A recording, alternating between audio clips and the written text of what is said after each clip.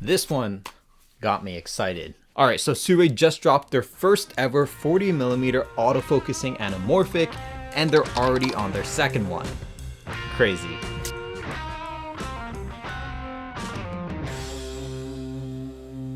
Now this is SIRUI's 20mm autofocusing anamorphic lens, and it's the additional lens to their 40mm, making it almost a complete set. But today we're going to be focusing on this one here, and we're going to be talking about the build, what it actually has inside, and as per usual, how it actually performs. But let's get into it. Man, I do not know what SIRUI is doing out there, but they are definitely cooking up a storm, because with the latest edition of the 40mm T1.8, a lot of people have really been enjoying this, and now that they released one at half its focal length, it's crazy that they're developing an entire kit of autofocusing anamorphics in the time span of just 2 months. Now, compared to their other lens, the 20mm is the smaller of the two, and well, kind of makes sense at half its focal length, but having a smaller anamorphic that's also autofocusing is already a plus, and it's already looking good in my eyes. Now at half the size, the 20mm autofocusing anamorphic is a lot lighter at 480 grams, and the fact that it's just so much more compact is already very enticing to a lot of people out there. Now the lens comes in an all metal finish with a matte black exterior with some blue accents, as well as 2 gear rings, one for the focus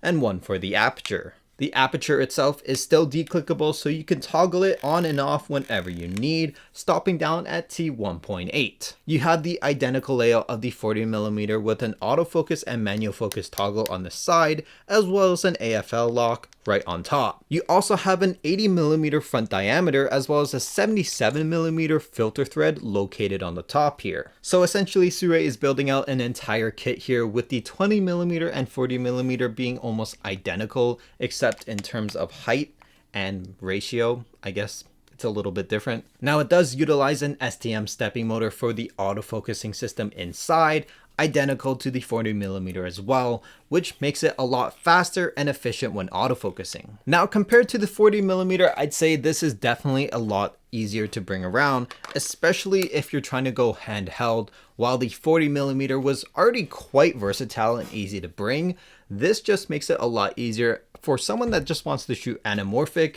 but with just their camera. The beauty of these lenses is the fact that you don't have to carry around those autofocusing systems like a follow focus motor or any rods or just a whole rig. So being able to carry all that in just the palm of your hand or just as a regular shooter just makes it a lot easier. I honestly just love how it actually looks on the camera itself, making it more portable and easy to bring an anamorphic lens just as your regular day-to-day. Now, while we're still on the topic of the actual physical build of the lens, it still has that issue of running into my fingers, which isn't a big deal, but when I like to bring around and grip my camera, it gets a little tight, especially if I need to be changing the aperture ring. Sometimes it rubs up on my fingers.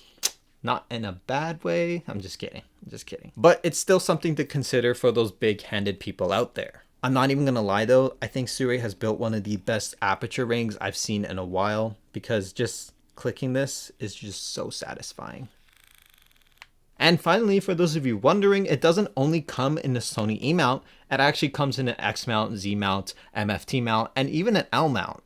So pretty much all your lenses are covered with these series. Now on the mount of the lens, you have the USB-C connection, so you can actually update the lens whenever you need. And for those of you wondering, the autofocus is compatible with full frame and crop sensor cameras. Now, as we get into the glass and lens quality of the actual lens, I'd like to mention that we did test this out in a few different ways. I've been getting a ton of different comments on how I should be testing the lenses, so I'm trying to jam pack everything so that you guys are able to see how this lens looks and if this is actually right for you. I had the opportunity to take this lens on a few different shoots. I also wanted to test it inside the room itself to show you different modes in a more controlled environment. That way you know exactly what you're getting and you're actually able to see how this lens performs. Now diving into the lens itself, it's an anamorphic lens.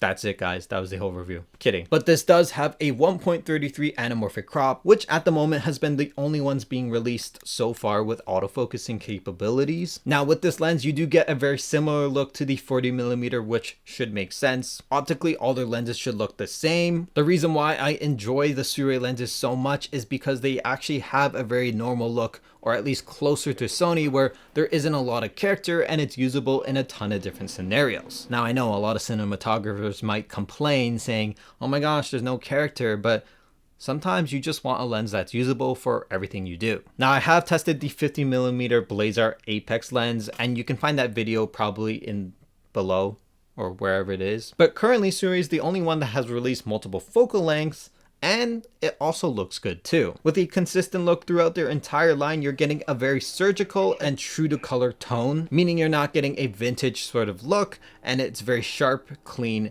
and very contrasty. Bottom line, I like the way it looks, and the fact that I'm able to match a ton of different lenses makes this a lot usable in different scenarios. Now with the crop sensor on it, you are getting an equivalent to 30mm, which is really close to a 35. And because that is probably in the range of some of my favorite lenses to use, I enjoyed it a lot. Now they are stating 16 elements in 12 groups within the entire lens, which optically is kind of sounding crazy, but we've seen crazier before. Now I'm also glad to say that there wasn't a lot of chromatic aberration happening in the lens, and the actual focus shift or focus breathing was very minimal. And with the minimum focus of around 0.4 meters, which is like around this, I'd say, most of the time. The lens itself had a smooth background, the focus breathing was down to a minimum and was quite usable. And if you haven't noticed, it has an aperture of T1.8 with an 11 blade aperture, making it very smooth and bokeh-licious in the background. As you may know, wider lenses are harder to get that nice background, especially with everything so much wider,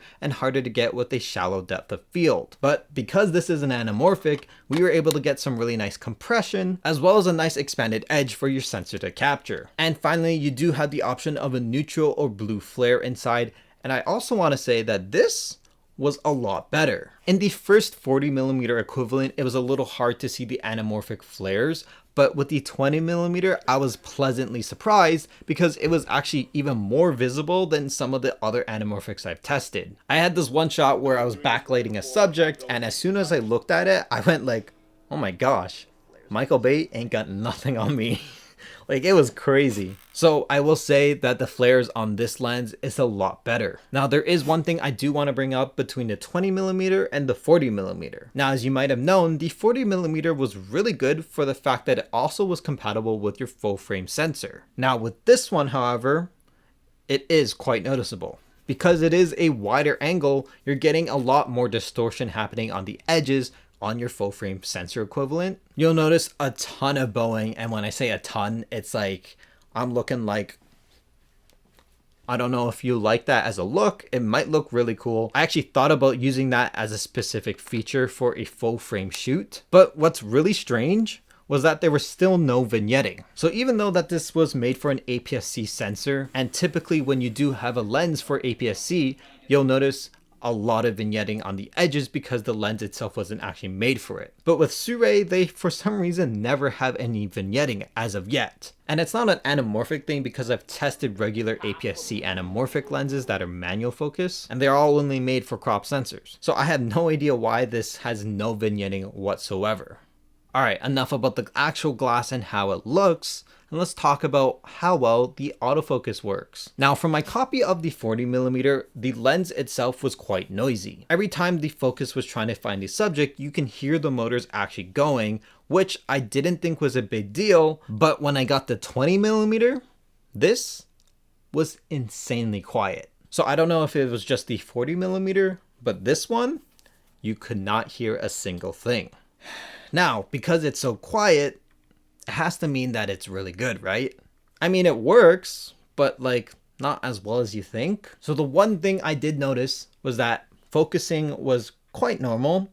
And when you got to the minimum focus, it worked well up until the point that it needed to refocus to infinity. Sometimes, and I'm not saying all the times, it would get stuck and it would focus out, but then it wouldn't be able to focus back to your minimum or anything any closer. So that means the autofocus sometimes would be getting stuck and I would have to either reset the camera or remove the lens itself. Now, it didn't happen all the time, maybe 2 out of the 10 times you're using it. Now, I did find a workaround for it and it was pretty quick, where you could just take your hand and cover the entire lens, and you'll sort of hear it hard focus or just kind of focus rack really quickly because it didn't know where to actually focus at. As soon as it did that though, it would kind of reset everything and you could start focusing as normal.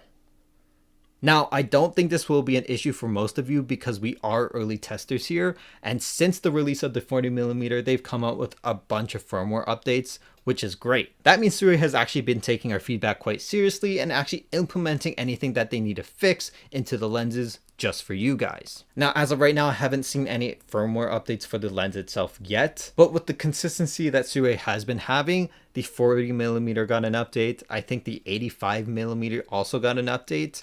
So those are pretty brand new lenses and they're constantly trying to improve it. Now, getting back into the actual autofocus, it is still quite quick and sharp. Now with the FX30, I did set the transition speed to 7 and the sensitivity to around 5 or 6. And it's safe to say that this was quite responsive, accurate, and pretty fast. It would honestly rarely miss, and when it did miss, I knew that the lens was probably stuck on my copy. So I'd just cover it and reset it and good to go to shoot, albeit again, that part was a little bit annoying, but in terms of actually focusing, it did a stellar job. So to reiterate, there was a minimum focusing issue, which can be resolved. The autofocusing motors in the lens itself was actually quite quiet and didn't have the same issue as the 40mm, and the autofocus itself actually works. So overall, I'd say that this lens is definitely worth it, because at 20mm, you're getting a lot smaller of a lens with a nice durable body, and with the fact that it's also an anamorphic autofocusing lens, just kind of still crazy to me that that's happening now. I'd say if you just like to run and gun, this is a lens to try and have, making it a lot easier to just bring on shoots or just around in general. At the end of the day, if you're looking for a compact anamorphic lens with autofocusing capabilities, this is really great for those run and gun situations, and I really enjoyed actually using it when I wanted to just go bare bones and just carry a body and a lens by itself. This is definitely a lot more travel friendly, and with the fact that it has a closer focal range to around 30mm, which is like really wide and easy to use for a ton of cinematographers out there, this might be a more preferred choice over the 40mm. SIRUI has been releasing a ton of great lenses and products with amazing build quality. I'd say it's becoming on parallel to a lot of cine lenses out there, and it definitely feels a lot more premium than a regular third-party lens manufacturer. You're getting some great image quality from the lens itself, and it performs just as well. And the fact that the 20 and the 40mm are consistent in design makes this a lot more appealing to those that want to purchase a set of them, especially for those that want to shoot a bunch of different projects and want a consistent and clean look throughout all their lenses. These lenses themselves boast a ton of great features, and even if they didn't have an autofocusing capability, these would be some really great primes to use. Now for me, I prefer this one over the 40mm just because of how wide I actually like to use my lenses. But what do you think? Would you get this? Anyways, if you enjoyed this video, maybe drop a like down below, and what would be probably cool is if you subscribed. You don't have to, but it'd be cool of you. All right, anyways, it's like 11. Kind of want to go to the gym, but I think I'll sleep instead.